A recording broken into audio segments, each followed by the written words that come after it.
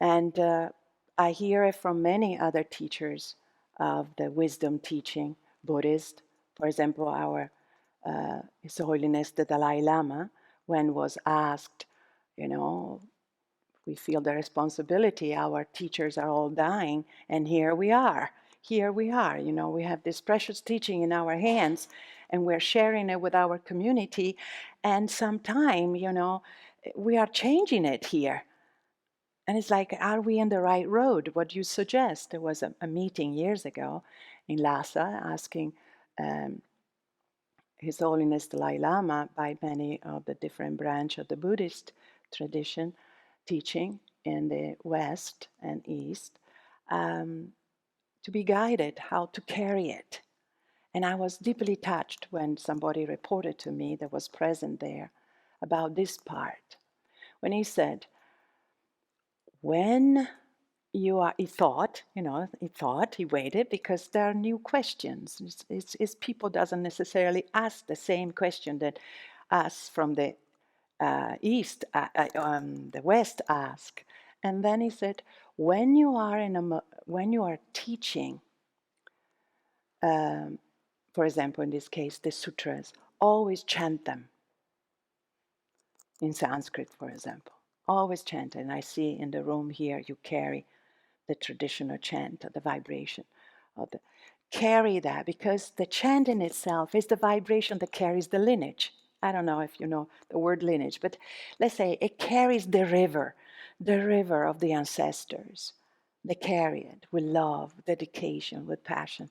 There's an energy, it's love, it's a vibration, it's a field.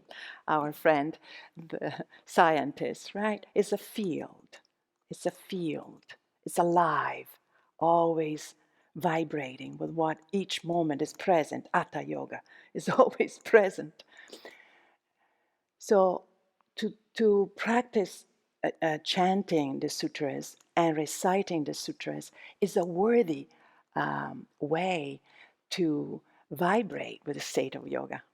You chant it, you learn it, there's an effort, you have to pay a lot of attention, you have to listen, it's a form of meditation.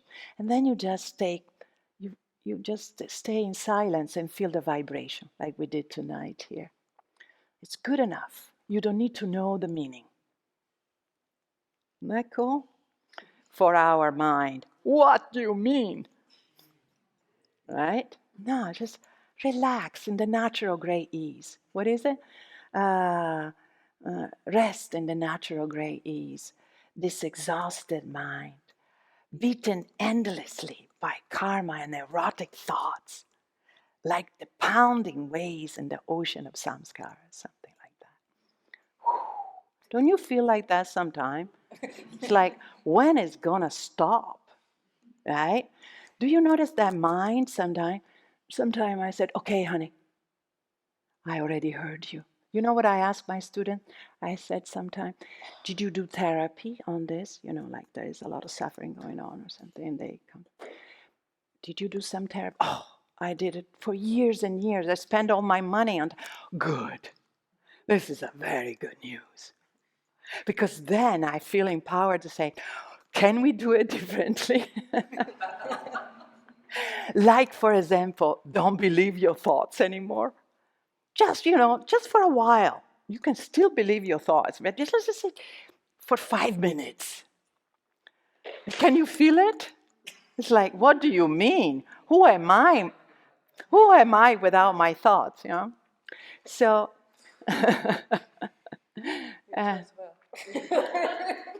I chose well. Spirit chose well. Yeah.